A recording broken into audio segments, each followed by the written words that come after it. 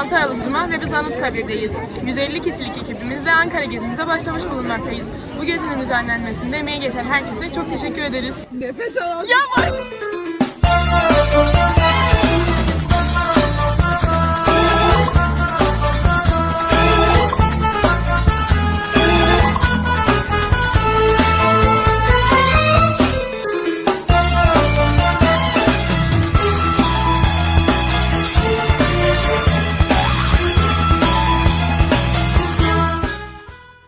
Merhaba, ben Azra.